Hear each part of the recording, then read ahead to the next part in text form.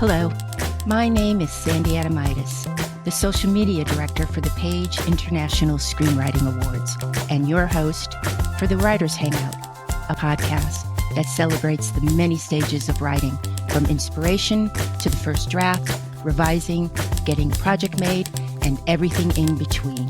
We'll talk to the best and the brightest in the entertainment industry and create a space where you can hang out, learn from the pros, and have fun.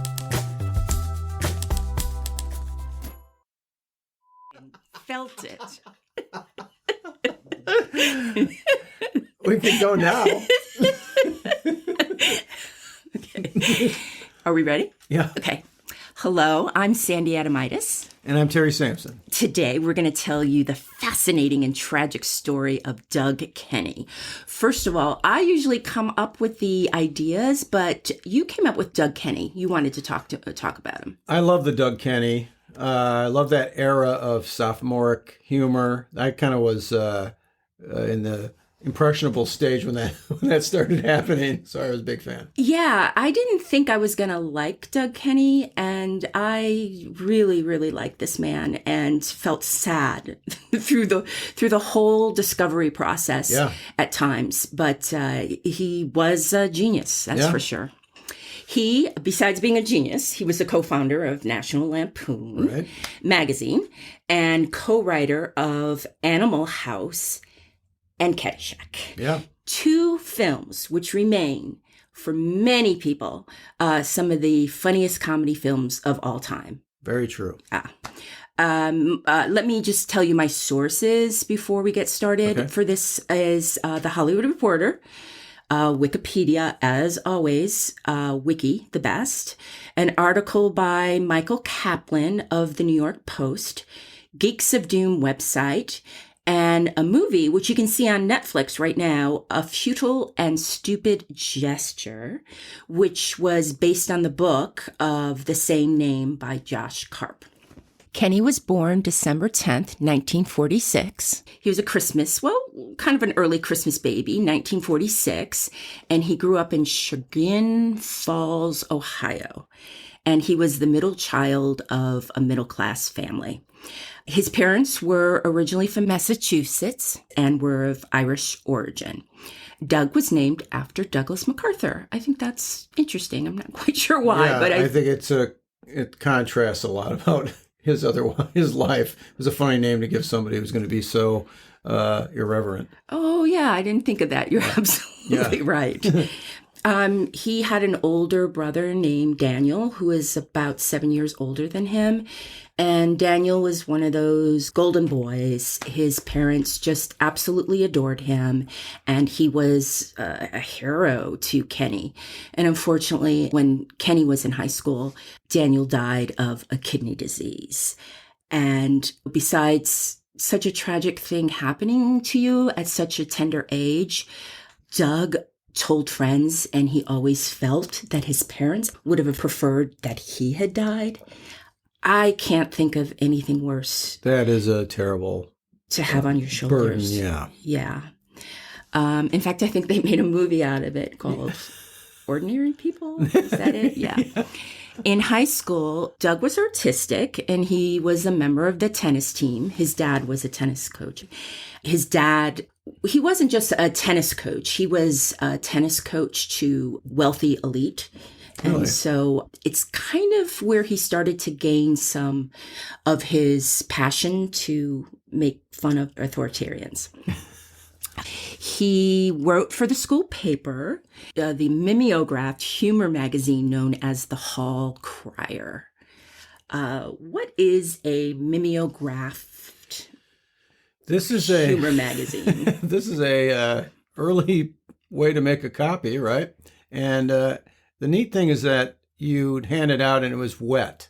The tests I had were always moist in high school. And it smelled and made you high. So I don't see the downside of these things. Maybe the moisture. Yes. After high school, Doug got into Harvard. I think this is kind of the period of time where Doug really came into his own, especially when he started to write for Harvard Lampoon, the university humor magazine. It's also the period of time when Doug met the most important partnership in his life. And you might think it's a woman or whoever he might have found attractive. Yes, but his partner was Henry Beard. Henry was one of the elites. He was the great-grandson of the 14th vice president. Do you know who that is? Yes. Who? I was hoping you knew. Oh, John C. Breckinridge, which I never would have come up with that name, who, as I mentioned, was born to a really well-to-do family, and he grew up at the Westbury Hotel in Manhattan. John's relationship with his parents was kind of cool, and he used to quip all the time, "I never saw my mother up close." Mm. Also at Harvard, Doug met his future wife, Alexandra Garcia Mata.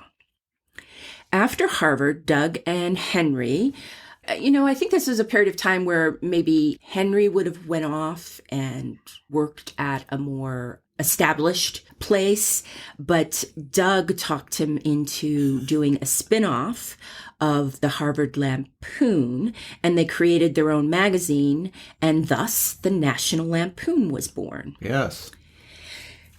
The magazine reached heights Doug could never have imagined, and during the 1970s, it had a far-reaching effect on American humor, kind of what you were talking about earlier. Yeah. And comedy. National Lampoon spawned films, radio, live theater, and books. Did you read National Lampoon? I did. Yeah, I would get the magazine. I think I subscribed to it for a while. Everyone talked about it, and my big influence when I was going through high school were this type of sophomoric comedy, very easy to get into and understand, and it seemed a little bit anti-establishment, and it was easy to love. I remember this is during a time when the United States was in a questionable war.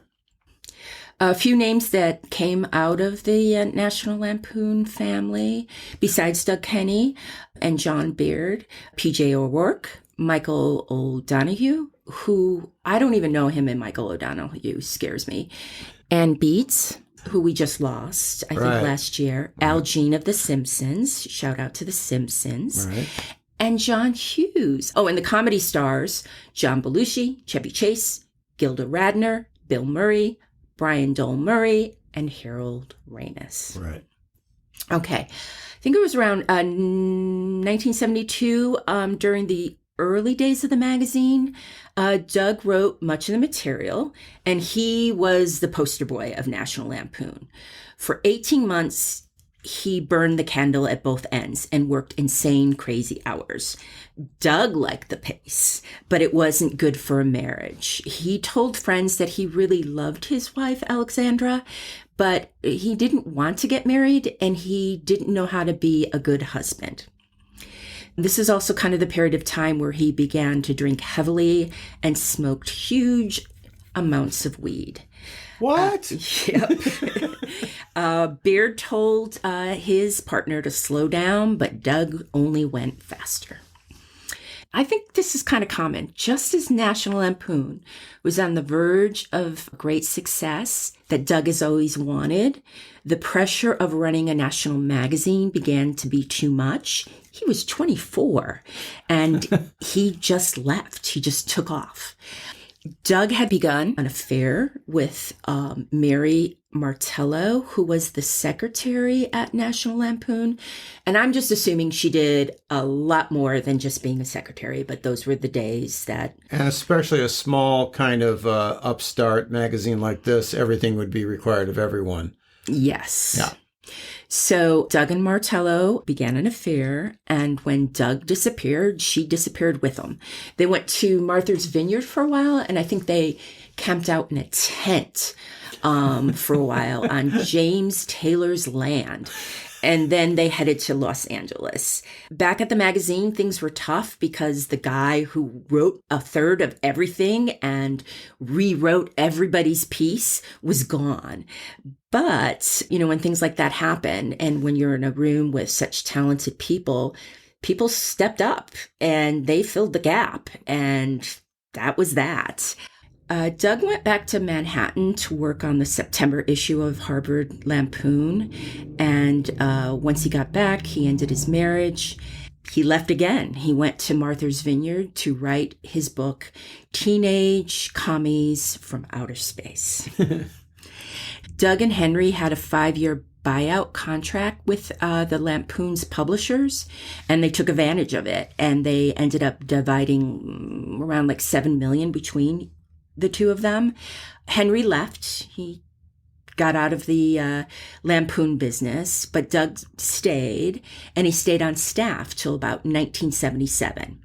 This is when he left the magazine for good to co-write the screenplay of National Lampoon's Animal House with Chris Miller and Harold Ramis. I love the way they started this. It was a collaboration at brunch in a Greenwich Village restaurant where the three writers related their favorite college stories, and Ramis furiously wrote notes down on his legal pad. None of the three had ever written a screenplay before and turned in a treatment that was 114 pages long. It succeeded industry standards by, I don't know, say 90 pages? Yeah.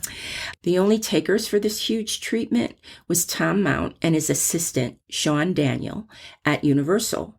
While the treatment lacked a clear storyline, Tom felt the basic elements were in place. This was also the time that Saturday Night Live was exploding, so Mount wanted to capture that spirit, and Mount and Daniel convinced their boss, Ned Tannen, who loved and hated the treatment, that it had potential. So Tannen said, cool, we'll do the script, we're going to do it cheap, but I want you to get a director first. And Tannen recommended Michael Nichols, John Schlesinger, and Jim Frawley, who at the time was doing the Monkees TV series. None of them said yes to Animal House, which was probably best. Can you imagine a Nichols Mike Nichols? Yeah, can you imagine him directing that? Yes. I can't. I love it's colliding in my brain on the differences between how he would handle this. The Graduate and Animal House. Yeah, so we've gotten serious in certain parts, which have really been weird. Daniel's girlfriend, as it happens sometime, Daniel's girlfriend, Catherine Wooten, was working as a script supervisor on this little independent film at the time called Kentucky Fried Movie. And it was being directed by this 27-year-old high school dropout named John Landis. She recommended John to Daniels, and Universal had found its director. Landis liked the treatment, but some of the changes that he wanted to make and got made, he thought that the first version of Animal House was mean. And he wanted it to be a little more even, just us against them, the fraternities. I guess it was a little more complicated with the authority figures, and he thought it had a lot of hate in it. And he also got rid of the projectile vomiting scenes. Yes. Now the mean are you talking about just the general relationship between the sides? I think things got a little uglier maybe in the treatment towards the dean and things like that. Animal House premiered at the Manhattan Astor Theater on July 28th, 1978. Okay, these numbers are crazy. By October in 1978, Animal House made $60 million. Crazy. I think they made it for under $2 million. I'm not sure. I'll have to look that up, but it made $60 million at the box office. By Christmas, it had grossed $100 million and making it the most successful film comedy in Hollywood history. It even surpassed Blazing Saddles. Imagine the executives at the company when this little side movie would do this. This is where they go to a meeting and that's all they talk about is Animal House. Okay, let's do an improv right now. Okay. I'll be the big executive. Okay. And you'll say, what do you think? Well, I don't know if you've looked at the returns on this movie, but you might want to take a look at it. Take a look. Actually, I brought that project into the studio. Oh, did you? Yes, I did. I didn't realize that. Yeah. I knew it was going to be a huge success. You see, somebody over here said that, but they were mistaken. No, it was me. It was me. Mr. Producer. There's a lot of loose talk when things go well. Yes. So I understand. Yeah. After the success of Animal House, Doug moved to Hollywood, and every studio pursued the 31-year-old.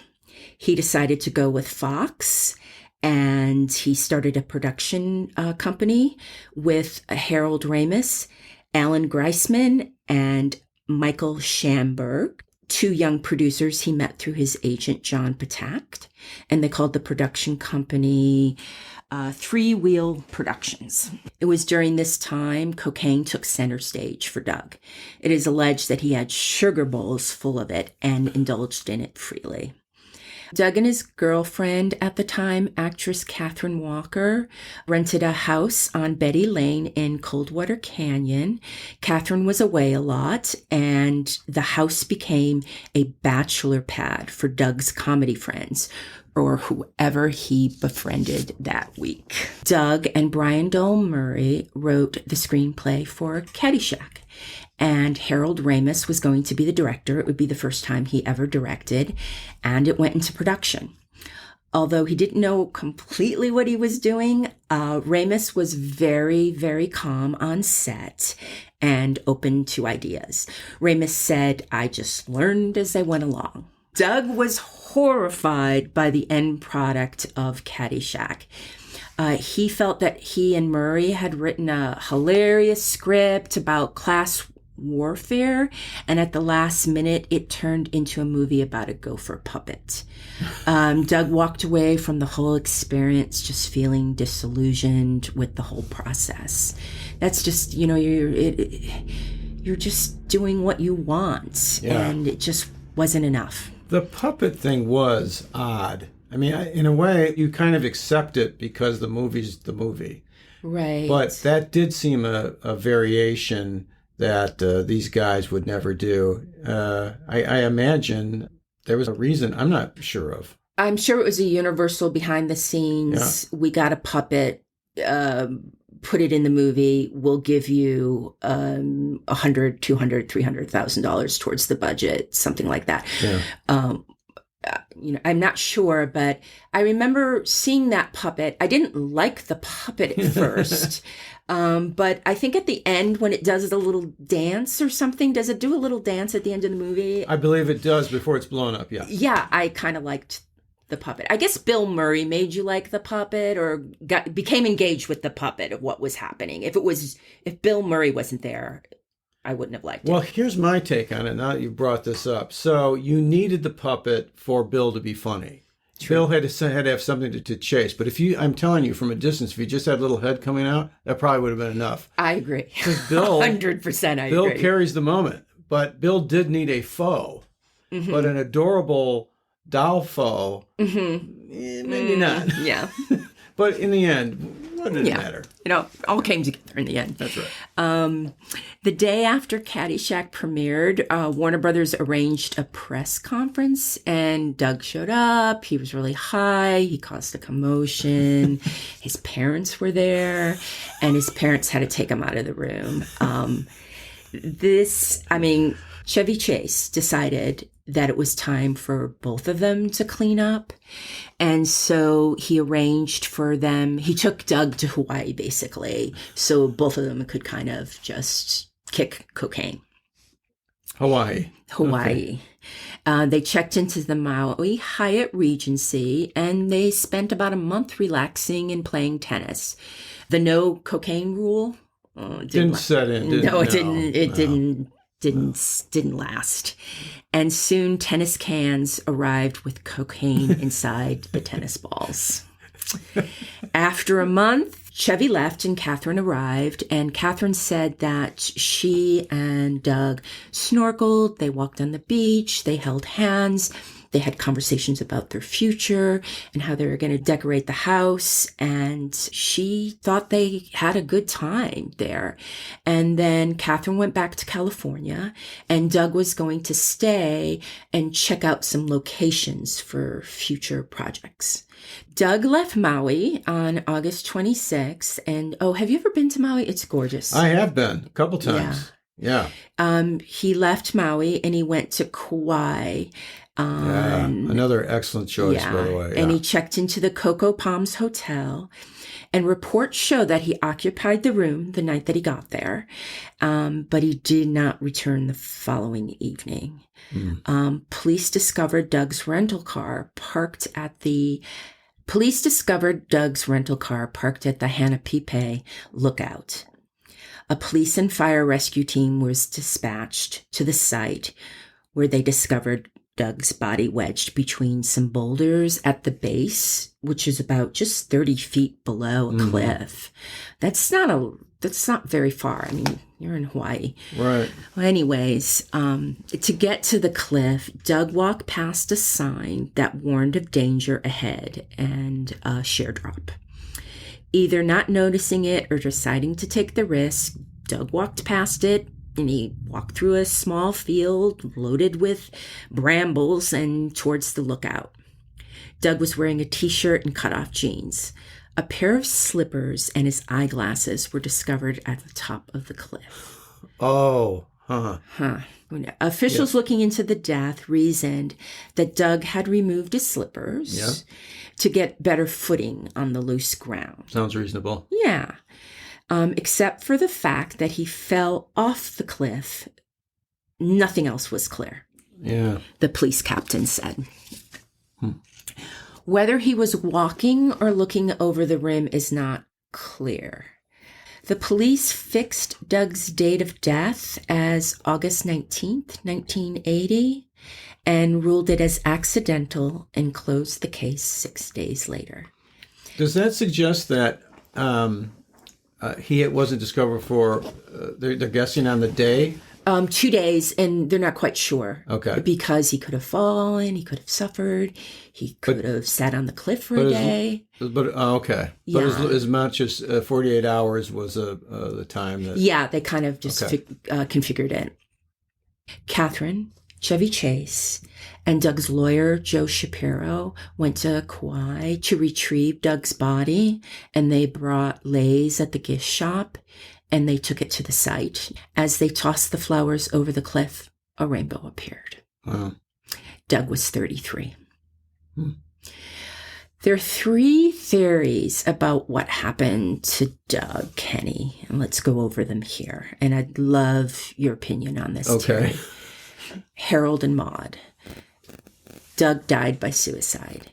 Depression, guilt over so many things in his life, the way he left his first wife, the guilt of his feeling his parents loved his brother more, leaving the magazine the way he did, all added up. I would add the feeling of I'm never going to not be a drug addict. Would add the same motivation. And also, if I can speak as a creative type person, I haven't gotten the certificate yet that makes me that. But it's in the mail, I understand. And it's that at some point in your life you think, I can't do this now. I used to be able to do it. Now when I write something, it sucks. Which is just part of the writing cycle, right. Where you... And so he's thinking that. He's also thinking maybe that he's got a cocaine problem that he's not going to get rid of. What are the other? Falling down. It was an accident. He didn't want to die, but he put himself into a situation where it could happen. He had plans. He had a future, but the moment was there, and he took it. Yeah. See, to me, on this story, in a bad situation, everybody else is wrong and I'm right, which is good for a writer. Then slipping seems to be the way. The state of mind is in question here. Right. And then this one is kind of bizarre. Less than zero. There were rumors circulating that expat drug runners and locals often killed wealthy tourists who were looking for drugs and then dumped their bodies in that canyon. Oh. That makes sense to me. Yeah. It really does. He got to the hotel, spent the night. And he was new to Kauai. That's interesting. Yeah. Here he's in a new area. In Maui, they have that, the road to Hana. Right. That's all turns. And I remember driving it, and there were just locals on the side of the road, and they would, act like they were smoking a joint. And so you would know that you could buy pot from them. Oh. And it happened all the way up the hill. Was it professionally pantomimed, or were they? Yeah, no, it was pantomime. It wasn't. They didn't actually have a joint. Wow. They would pantomime, which, thank you, that was a better way of saying it, less confusing. And that was for you to, at first I was like, what the heck are they doing? But by the fifth guy, you knew that was, just like, come on. What? I didn't think I was going to like Doug Kenney because I loved Animal House, but the whole National Lampoon, I thought it was elitism and Harvard and just really rich people making fun of women, misogynists. And the more research I did, I discovered that they just hated authority across the board, and they would make fun of everyone.